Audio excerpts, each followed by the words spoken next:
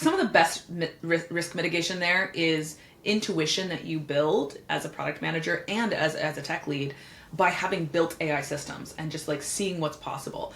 That intuition, you can get some of it by playing with other AI tools and see what works and what doesn't work. It's oftentimes like just using even just the foundation model companies' products themselves, like just going to ChatGPT, going to Claude, going to Gemini, and interacting with them there. You can kind of get a sense for what a model is capable of without any additional system prompting or guardrails or things like that. Ciao, io sono Marco Imperato e questo è il podcast di Product Heroes. Product Heroes è l'ecosistema per chi fa product management in Italia. Nell'episodio di oggi parleremo di AI Agents, ovvero il vero salto di paradigma che sta cambiando tutto il mondo dell'AI.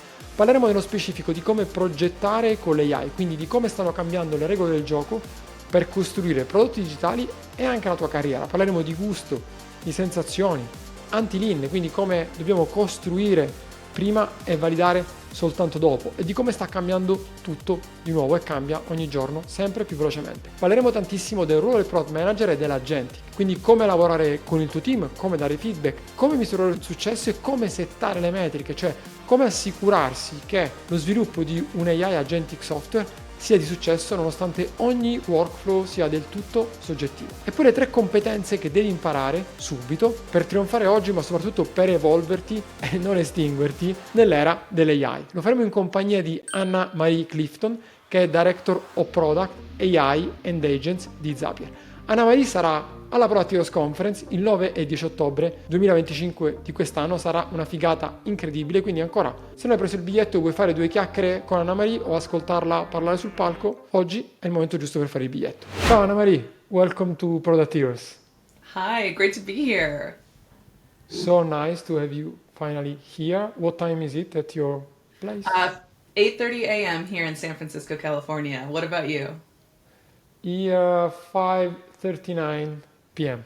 Amazing. Start of my day, end of yours. That's fantastic. So I saw your resume on LinkedIn first time we met. Thanks to Cindy for the introduction. So thank you very much, Cindy. And I was impressed. You have a huge and long track record. You worked in amazing companies. So can you please tell us your story? Yeah, absolutely. Well, I like to say that I have a deeply practical degree in medieval art history. Everybody wants to hire all the medieval historians. So when I graduated college, I moved to New York to work in the art market, actually. So I managed an art gallery in New York City for many years. And I found that the art market is a fascinating place, but not one that's rapidly evolving and rapidly changing.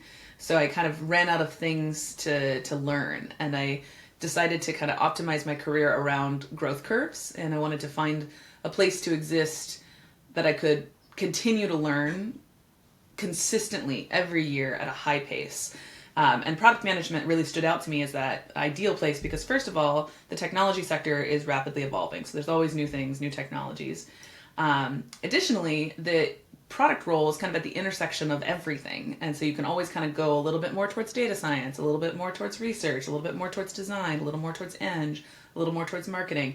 And you can keep expanding what it is that you know. And just the opportunities to learn are absolutely endless.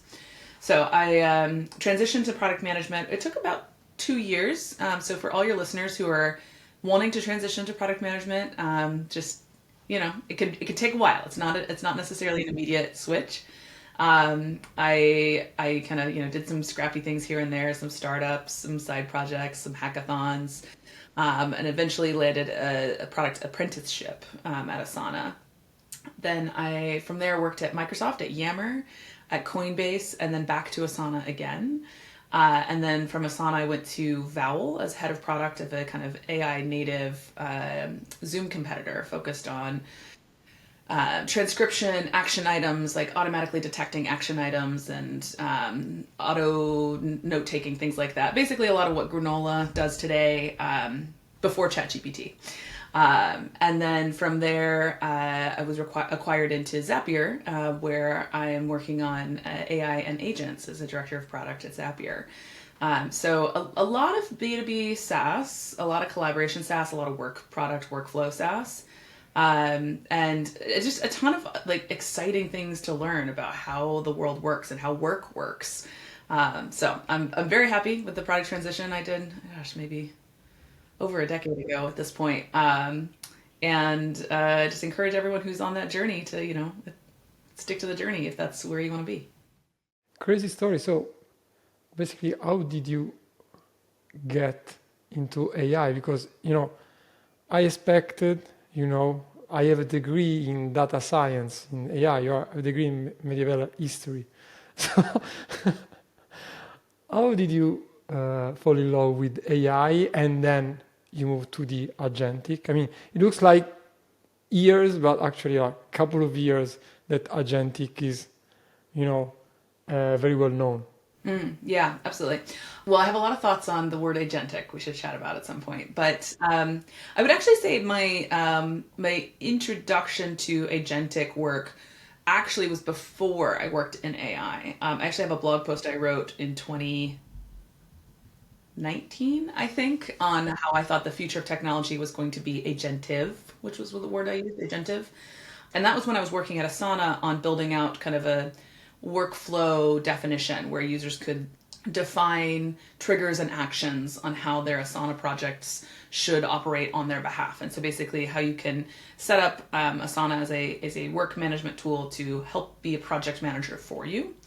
And so at the time I wrote about how software that can take the user intent and operate based on the user intent on behalf of the user is the future of software.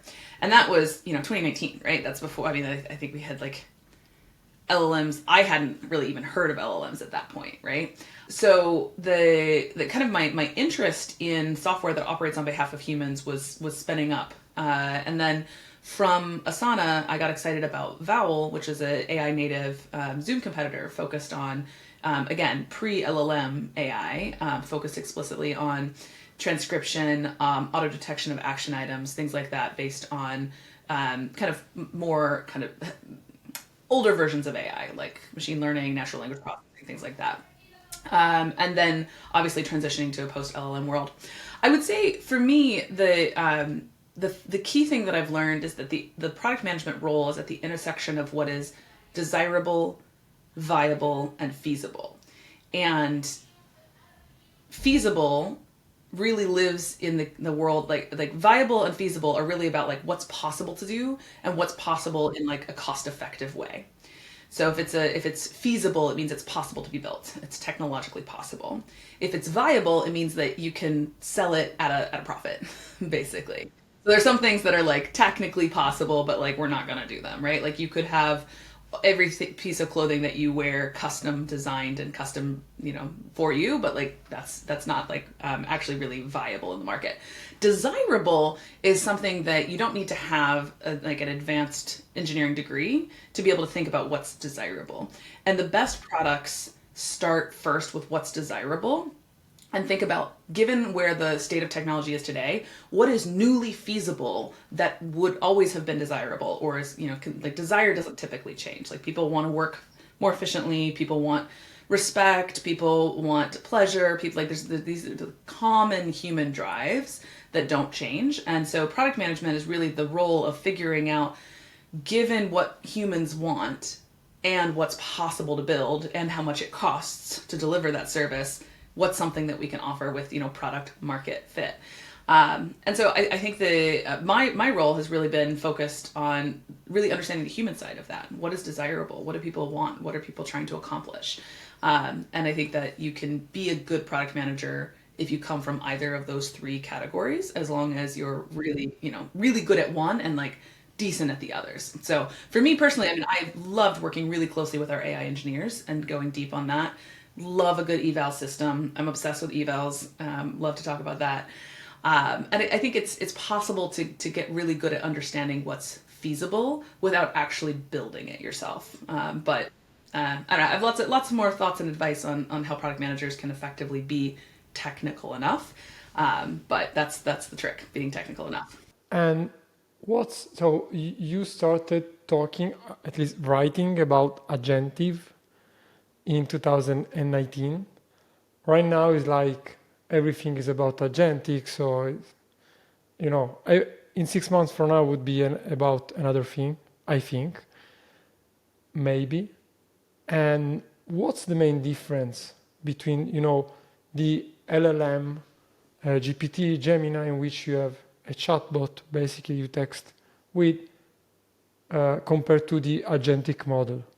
So, what's the difference between then a agentic and a workflow?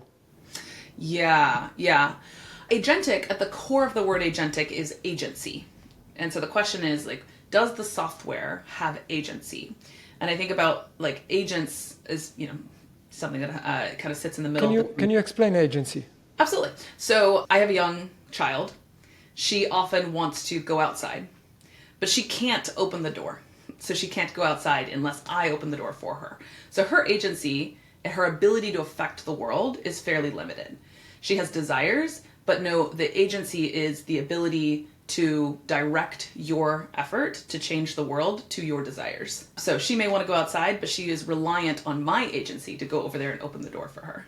And this is, the way humans are raised is you go through a journey of, like, very, very slowly gaining more and more agency in the world. And some people, I'm sure know many, many founders. Founders have, like, a very strong mindset of agency where, like, I need something to be different, I'm going to go change it. And then you may find product managers that are not very successful are very low agency product managers who are like, well, I need something to be different, but ho-hum, I guess someone will have to make it be different for me. I can't open the door to go outside. I need someone else to open the door for me, and then I will walk outside. So agency is about having the ability and the willpower to change the world to meet your desires. And agentic technology is kind of giving that ability to software, where you can say, dear software, here's the goal that you should have. And maybe your goal is responding to these customer inquiries, responding to these inbound FAQ customer support questions. Your goal is to, like, help intercept and figure out if you can solve the user's problem before it gets to a human, right? And then you give the software that goal, and you give that software some abilities. Like, you have the ability to draft content, you have the ability to send email, you have the ability to look up answers in this data set, etc. And agentic technology is one where you can take goals and abilities, and the software can decide based on those goals which abilities to use when. And then the software can decide when it's done a good enough job, and it's over. So I think that the difference here, it's on a spectrum, obviously. Like, if I'm going over to ChatGPT and I say, draft me an email about, or maybe, like, do a competitive analysis on these 3 companies and go look, well, ChatGPT, it has the ability to search the web. It has the ability to create content. Like, those are abilities. I've given it the goal of, creating this competitive analysis. So in some small sense of the word, it's a bit agentic, right? It can go figure things out. It can decide when it's done enough web searches. I didn't say go to this website and this website and this website. It figured out which websites to go to. It decides when it's done enough, and then it writes up the content. So there is some agency there. The thing that gets really interesting is when you start thinking about agentic technology that can operate more autonomously. So people think, like, autonomous and agentic are not the same thing, but they go very well hand in hand. Where autonomous agentic technology can operate on your behalf beyond just when you're typing in a text box, right? So I might say, anytime I get an email, respond, look up the answer, go, like, to these data sources, do some web searches, and draft a response. And that is an agentic piece of technology that's operating autonomously based on the trigger of a new email coming in. And so you can think about that blending up the spectrum towards, an assistant, an employee, someone that, like, works based on a job description and a set of expectations of, like, you are supposed to quickly and efficiently respond to customer inquiries. That's a job description for a lot of employees. And so you can give that job description to software, in this case often agents, to operate agentically and autonomously to achieve the goal. Okay, let's talk about agentic AI products that are the ones on which you're working. And I read on X, I think, that working on AI agentic products requires rethinking product development itself and moving from fixed users flows to dynamic systems with ethical guardrails. and continuous feedback loops. I mean, this is super exciting and super scary. When you talk about autonomous, you think about Matrix, and Terminator and stuff like that. So first thing is, okay, how does your job as a product manager change when you work on these systems compared to a B2B SaaS product or, let's say, an e-commerce? Yeah, yeah. I would say three major changes about the work that you do, and then also some changes about how you do work. So briefly on the how you do work, and this applies across the board no matter where you're working. The ways in which you can use AI to help accelerate your efforts are fantastic. So I'll give you just a couple examples on how you do work. So one, obviously, everyone's talking about rapid prototyping as the levables, bolts, replets, etc. of the world. We use V0 at Zapier a lot. It's very common for a product manager who's thinking through an idea to whip up a quick prototype of what they're thinking about in order to explain it to their design partner, to their manager, to their cross-functional stakeholders in order to get early buy-in. And so it accelerates the speed at which you can make big decisions because you can demonstrate your thinking much faster to a much broader audience in a much higher fidelity. So that's one area. Another area in how you work that's evolving with AI is the amount of effort it takes as a product manager to kind of stay on top of information flow and how much of that you can offload to AI. So an example here, we have one of our PMs that works in a large group with a bunch of different PMs in different surface areas, was finding that he was spending a lot of time with inbound requests across the organization asking for feedback or questions and not sure which PM to go to.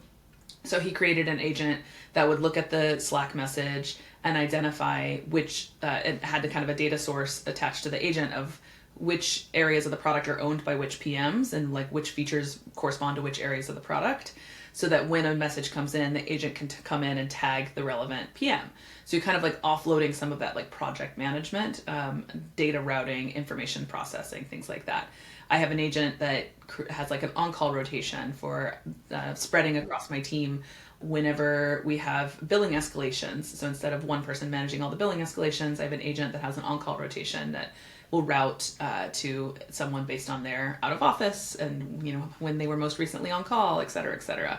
So basically anyone can kind of build software really quickly when we think about agents as software that don't take a ton of deterministic development. Like the effort to build a deterministic system is quite high. The effort to build a flexible non-deterministic system in the world of agents can be quite low. You can spin up an on-call software system agent, and I use those kind of synonymously. You can spin that up in like 10, 15 minutes instead of having to like go start from scratch and build software and then deploy it somewhere, blah, blah. So that's all about how you work as a PM in AI. That's regardless of what kind of product management you're doing. Just being a PM now, using AI in your job, very like helpful and just really unlocks a lot of velocity for yourself. In what you're building, if you're building AI products, the ways in which building AI products changes what it means to be a product manager. First of all, historically, it was really great to go pick up a prototype, take it to customers, have them like click around on it and see how it works and give you feedback. That doesn't really work in AI product. And the reason why is because the power behind what it is that you're showing is often how the AI functions. And the prototype is always going to have fake data in it around how the AI functions. And so I've gone through this cycle a couple of times before. I was like, we're not going to learn too much here. Where you build out a prototype, you throw some fake data in it, people click around and they're like, yeah, this is awesome. It does exactly what I want. I totally understand it.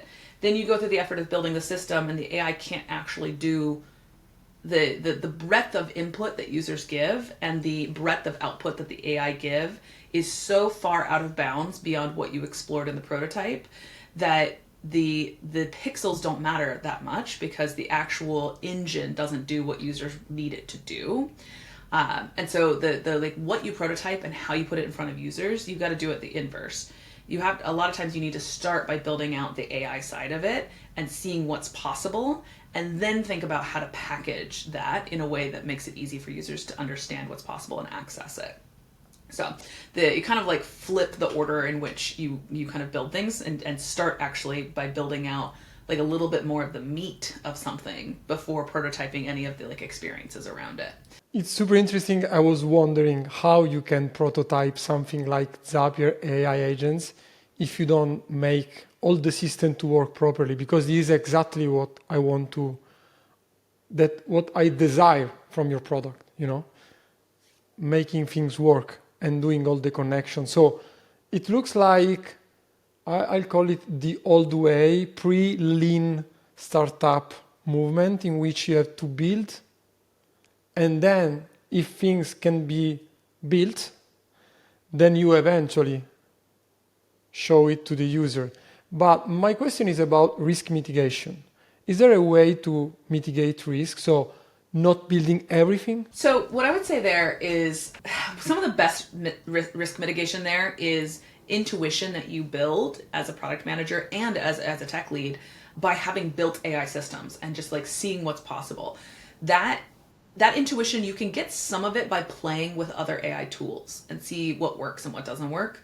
It's oftentimes like just using even just the foundation model companies' products themselves, like just going to ChatGPT, going to Claude, going to Gemini, and interacting with them there. You can kind of get a sense for what a model is capable of without any additional system prompting or guardrails or things like that. If you go to an applied AI product, so that's a product that's using one of those models but kind of in a wrapper of some sort of functionality, then it's a little bit unclear as a user how much of that functionality is raw from the LLM versus how much of that is added on, is guardrails, is prompting, is like fine-tuning, probably not fine-tuning these days, but fine-tuning or various other ways that you can mix and match LLM power with custom data and custom functionality on your side. So my recommendation would be to develop intuition through playing with the raw tools, the ChatGPT, Claude, Gemini, as well as playing with wrapping tools, and see what the delta is. And you kind of get like a feel for it, which leads me to the next thing that's different about AI product development, which is a lot of it is done by feel, and specifically done by feel around when there's something that doesn't work. You develop a sense and kind of like a nose for whether something didn't work because the LLM hallucinated or there was something kind of outside the bounds of your control, versus when something didn't work because there was some software issue on your side. So I'll give you a couple examples of this. Zapier agents, we use LLMs from a host of different providers, and then we have built a product around it that has our own logic and our own kind of some fine-tuning here and there, but a lot of custom logic on how to map user intent across our 35,000 different actions that your agent can take. And across those 35,000 different actions, each action has different parameters. So you might have an action to like update a spreadsheet row. Well, your action is not just update spreadsheet row. It's update spreadsheet row with which folder is your spreadsheet in, what's the name of your spreadsheet, which worksheet, what are the columns of that spreadsheet based on what the header row is. And like all of those become parameters. And there's a bunch more. So every action, 35,000 actions has between 1 and 100 parameters that need to be mapped. The LLM needs to map. And each of those interface points is an opportunity for our system to incorrectly pass information from the LLM to the API that we're working with. And so sometimes there are things like you run into an issue where a customer reports that their spreadsheet, like, I'm trying to remember exactly. Oh, they were going to update spreadsheet row 67 and instead it updated spreadsheet row 65. And you could see like the LLM said it was going to do 67 and then it actually did 65. And the first instinct you might have is, oh, well, like the LLM did something non-deterministic, But you develop a smell where I was like, that doesn't smell quite right. And as a PM, you need to be the one to hold the line with your engineering partners on like, we need to dig in here and see what actually happened. Really good traces, really good logs, really good evals. And in this case, we found that we had a caching layer on our side that cached the row 65, and sent that through as the API request, even though the LLM had said it wanted to do 67. And it's because the user had most recently done 65, and we just had a caching layer optimized for a different use case that like we didn't think about how it might interface with the LLM call. So the friction between an LLM and an API, smoothing out that friction, it takes a strong intuition on product to know when something is wrong because of a friction point that you control versus because of something that the LLM just hallucinated. And the problem is product managers, it's hard to ask an engineer when they really think that it's an LLM issue, and they're like, it's gonna be a hallucination. Like, I don't want to spend a ton of time digging into something that's just like LLMs be LLMs, yo. Like, they make things up every once in a while. And so the intuition you have to have as a product manager, and the clout you have to have, and the pressure you need to be able to exert to say like, no, I think this is actually an issue in our system. I need you to like really dig into the logs and the traces here and figure out. And it can take a fair amount of time on the AI engineering side to figure out where exactly an issue arose. And because you can't, it used to be in the old world, if there was something that messed up in your software, it was a bug in your software.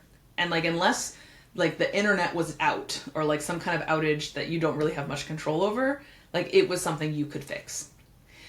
And now that's not the case. And that means that it's hard for engineers to really get excited about digging into things when they don't know for sure if it's something they can fix. This is something you actually that didn't exist before. Like this acting, this role, this, have a feeling that something is not right, digging in. It's something, it's not just that you were not supposed to do it, that didn't exist because the software was yours. Yes, you got a bunch of APIs, okay, but basically you have like 99% of control on the things you created. While this is the first time I realized that this is not, because you actually rely on a layer that is the OpenAI, GPT, Claude, Gemini, and so forth. And you don't have that much control. And I didn't think it was the product manager responsibility. I thought it was more on the VP of engineering, someone who had to stay at the friction point between the LLM and the Zapier and the software. So it's very interesting. As a PM, you are the one ultimately accountable for how good your software is. And if you have a customer saying that something's not working, it's your responsibility to figure out if that's something that you're going to fix, if that's something you're not going to fix. You don't have to fix every bug. You don't have to fix every bug. That's not a requirement to have software, to be a PM. You don't have to have bug-free software. But the bugs that prevent your customers from loving and using and loving your product, you do need to fix those. And figuring out when someone surfaces an issue, whether that is a bug that is going to be affecting other people or whether that's a one-off instance of a LLM doing something weird because the user prompted it in a strange custom way, it's a hard thing to really know. You can't really know, but you can develop intuitions based on looking at it. And this is where I think PMs in AI need to be really deep into the weeds as much as possible, because you're going to have to really understand when's the right time to go deeper and like developing those intuitions. The more you look at your data, the more you look at the traces. Like if you use any LLM ops tool, we use Brain Trust at Zapier, and just digging into a trace of what exactly happened. What did the AI think? What did it do? What was the next step? And the more you do that as a PM, the more you understand what are the kinds of friction that you can expect and when should you dive deeper versus when should you say like, hey, that's going to be a wild goose chase. We shouldn't go down that path. I need to tell you something, because jumping to the next question that is about, so how do you measure success? But you mentioned a couple of things. So before you build, then you show to the customer, then you are talking about gut feeling, intuition. And a few days ago, I was talking with the vice president of product of NA10. We were talking about the role of product manager in the future. Hopefully, is coming to the conference, hopefully. And he was talking about taste. In this era, it's super important that product manager has taste. So it's strange because it's like getting back to the past in which we said, no, it's wrong. You don't have to have taste, intuition, or building. is just about metrics, about choosing the right metric, measuring the right things. So it's kind of romantic, you know? It is romantic. That's so true. I think it's absolutely correct. I think that taste has always been important. I call it product sense. Product sense, taste, very similar. Always been important. I think it's more important in an AI first world. I think we're seeing a little bit of a pendulum swing away from the like micro metric optimization PM back to the kind of galaxy brain product sense PM. And I think we'll go back and forth a little bit. We had a big influx of the metrics focused PM mentality in response to a big influx in data and just having access to more data that you can then use for better decision making, for better kind of metrics driven product development. That was a newly available tool to the PM. Like all these incredible metrics tools, use mixed panel, amplitude, mode. Like there's tons of these tools that can give you really fine grained information on what users are doing and how. But I think that we have kind of over indexed historically on the metric side. And it's a balance. You need to think about metrics, you need to think about and watch your numbers, but you also need to think about what it is that makes something desirable for a human and like what makes a human tick. At the end of the day, we're building software for humans. And taste is a huge part of that. Talking about metrics, so the question is, how do you measure success on AI agentic? Why? Because technically, as a user, you can build a perfect, agent that reads email for you, synthesize and send it somewhere or tag someone on Slack. But it's super subjective because maybe, the software is doing the job, but this is not exactly what you were expecting. So how do you measure success? How do you use metrics? Yeah. So the first answer is the global metrics of like, are people coming back to your product? Are they upgrading? Are they retaining? Like those things never change, right? And that is the best way you can see how effective your software is. But when it comes to an individual run, I think about these things as kind of composable. If your product is easy to use and works the way people want it to and solves a problem, a real need and a real problem they have, they are going to keep coming back, pay, retain, etc. All of that. So then you got to break down those subcomponents and see like, well, if they're not, or if we want them to do more of those things, what might be contributing. So the easy to use, that's like classic product work of like, watch users use your product, ask them questions, like see where the blocking. If it's solving the right problem, also classic product work at a higher altitude.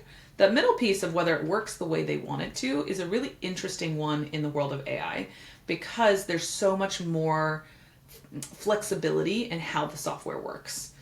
So it used to be that whether the product does what you want or is easy to use is way more important than whether or not it does what you want it to, because it's like being easy to use just means it'll do what you want it to do, right? In the world of AI, doing what you want it to do is actually the lion's share of how good the software is.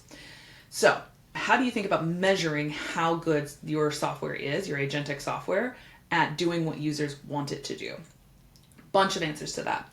The classic, so we have kind of 3 levels of information. One, really straightforward thumbs up, thumbs down, and just watching how our ratios of thumbs up to thumbs down are trending over time. We also have a generalized frustration metric that we've created, which is around how we have a bunch of different signals that we pull in to give kind of an assessment of whether the user is frustrated or not. And that gives us kind of implicit data of whether the agent did what it should or shouldn't do. And then we have the category of evals. So when I talk about evals, I'm talking about a data set that you create and curate that you run through your system to see if your system is operating the way you want it to. And so every time we find something that like doesn't quite work the way a user expects it to, and we change the system, and maybe we change the system prompt, maybe we change the available tools, maybe we change something about the parameters of those available tools, maybe we do some change something about the architecture of our agent itself, and like maybe we, instead of having just one agentic loop, we have like sub agents, which we do have. So like your agent actually in the background is made up of many agents that like talk to each other. So anytime we make a change in order to fix something for a user, we take the thing that broke for that user and we make a generalized example of it and we add that to our data set. And so we have this kind of regression set of data, and we run our system through this set of data every day, just in the background, to make sure we're not regressing. Then we also, anytime we're going to push new code, we run the new code through that data set to see, and when I say that data set, I mean it's a collection of inputs and outputs. So for a given agentic run, what was the input, which might be like a user message, a trigger, a prompt, whatever. What was the input that came into the system? And then what was the output that the system created? And then what you do is you take those two pieces of data, you run the input through your new system, and you compare the output. And you say, like, how well does this output match the expected output that we have in our curated data set? And so every time you make any change to the system in the middle, you can run all your inputs through it and compare all your outputs and see overall how similar is the outcome. Did it get more successful, less successful, etc. Now, when I talk about compare the outputs, I mean a few different things. We actually have a lot of different ways in which we're comparing. On one level, we just compare we don't have, well, let's see, where do I want to start with this? Most products have very simple things that they do with AI. It's one prompt, it's one or two tool calls, it's one output. In an agentic system where you can have a complex workflow with many different tools that can be called in many different orders, you actually, one of the things that you start doing is building more complex ways of evaluating the outputs, because you're not just comparing apples to apples. You're comparing, you don't just want to see did it write the same email. So what you want to do is kind of break down what we have is we break down each step. We say, like, what was the first step that the agent predicted it should do? And was that the first correct step? What was the second step it predicted it should do? And was that the correct? What do you do for every workflow the user create on the software? Not every workflow they create. We have a set of curated workflows. And so we have, so every time we have a new class of a problem that we find in our, like, oh, users want to use it in this way, we hadn't thought about that. We take an instance of that and we add it to our curated data set. So we have these abstracted versions of all the types of workflows that users do, all the types of things and so we don't have one-to-one. You don't want a huge data set because then it takes a long time to run. But essentially our evals, we have, I think, 12 different things that we're evaluating on each individual run in our curated data set. So some of those things are, we're evaluating, were each of the tools called in the correct order or in the expected order.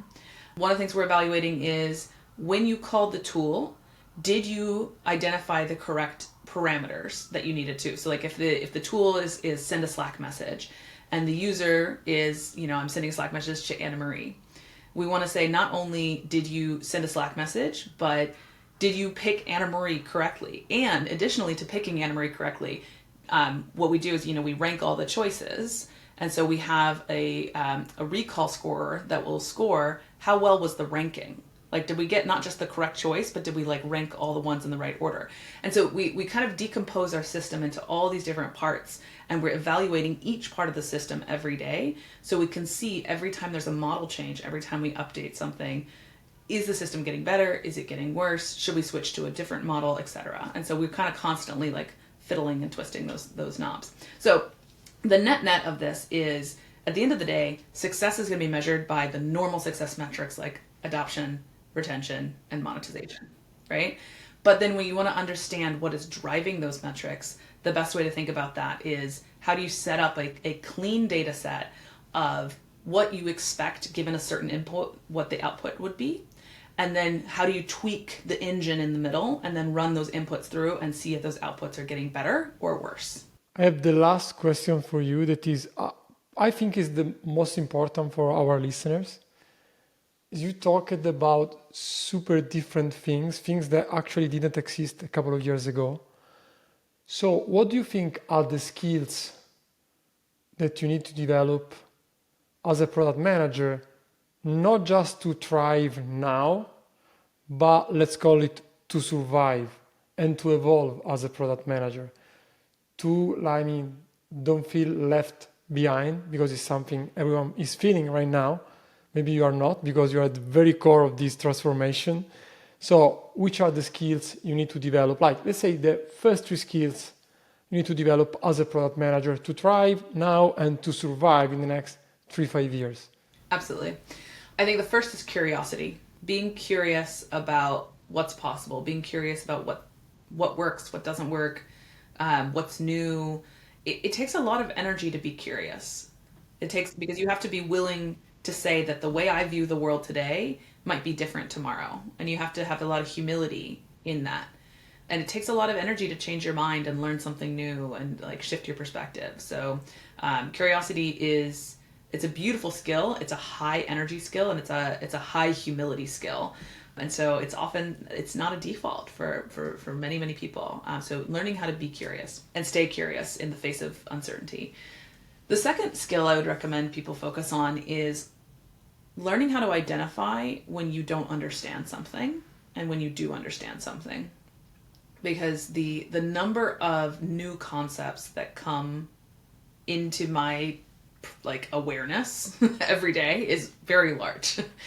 It's like I'm like every single day I'm like learning things. I'm like, well, I never thought about that before. And part of the skill of learning is identifying when something comes into your awareness, like, oh, I have no idea about that. I need to like understand it more deeply. And then getting to a point where you're like, okay, now I understand that. Like I know what that information means and how it works. And that is really, I think those two skills together equal accelerated learning. So if you are curious and you can tell when you don't understand something and you can tell when you do understand something, then those will work together to accelerate your learning across every new concept that comes across your path. Do you have another one? Do I have And another third one? That's a good question. The third one. Three is the third perfect one. number. What's a third skill that I would recommend? Something that worked for you, something you can relate, maybe something you learn through all the pivots, mistakes, companies you worked with. Yeah, I'm trying to think about how to like abstract that out into like something kind of universal and shareable. Maybe it sounds a little bit glib, but I would say learning how to stay, I almost want to say like optimistic, but the ambiguity is so great right now that it can paralyze you. It can be overwhelming that there's so much that's new and so much that's changing. And this is something that I found, I guess, let's see, how long have I been working in AI now? 4 years? Everyone that I've talked to who works in AI development has said the same thing, which is that as soon as you ship something, it like what's available underneath changes. And so you need to like change what you've shipped. And like you're never kind of like building software that you can know for sure is going to be the way the software is going to work for even like 3 months. And so it's crazy. It's crazy. It's absolutely crazy, which means that we have, like we build something out and then like a month and a half later, we got to throw that all away and build something different because the foundations of what's possible have changed. So the more you calcify, the more you build and the more you pour concrete on top of an existing version of your systems, the harder it is to change them when the underlying foundational capabilities evolve. So being able and willing, like this is a little bit more towards engineering, but it's good for PMs to think about this as well, to like do as little locking down of your system as possible and keep it as agile as you can. And that means things like, I mentioned earlier, fine-tuning. Fine-tune models, every time a new model capability comes out, the fine-tuned model that you made last week is potentially irrelevant, right? And so like the more effort you pour into like codifying software based on the existing model capabilities, that's going to be a waste. So that's like kind of on the practical tactile engineering side. I think on a larger scale, like being able to stay agile and stay optimistic and stay focused in the face of ambiguity, and like knowing that like you can't build 12-month roadmaps. You can build a roadmap, but like it's going to change. And like being okay with that and saying like, I'm going to build a roadmap because my customers need it and my executives need it. So I'm going to do it. But then in a month, I'm going to change it because things are going to be different, and I'm okay with that. And it's all right to me that I'm spending time building roadmaps that are then changing, and like not feeling like I need everything to stay the same so I can be comfortable. So like kind of being able to like jive with the, go with the flow. I love the third one, and especially the optimistic part, because every time and sometimes reality seems overwhelming, too many things, too much pressure. Totally. And being optimistic, like being okay with ambiguity, being okay with not having a full understanding of what you are reading or seeing, I think is a very clear and very positive message for all the PMs in the world, I think. For sure in Italy, for sure in Italy. So thank you very much, Anna Marie. I'm looking forward to see you in Milan. Amazing. I am so excited. Thank you so much. Thank you. Ciao. Ciao. Product Heroes è l'ecosistema per chi fa product management in Italia. Ogni anno organizziamo una delle più grandi product conference in Europa, con oltre 1000 persone. Finora abbiamo aiutato più di 200.000 persone con master, guide, formazione in azienda, articoli e meetup. Se anche tu vuoi conoscere tutti i segreti del product management, iscriviti al nostro podcast. Scoprirai i consigli e le storie dei più grandi product leader e imparerai a costruire, lanciare e muovere le metriche del tuo prodotto. Ti aspetto su YouTube, Spotify, Amazon Music, Apple Podcast. Per tutto il resto puoi trovarci su productheroes.it e ricordati sempre che dopo i tempi duri vengono sempre i tempi eroici.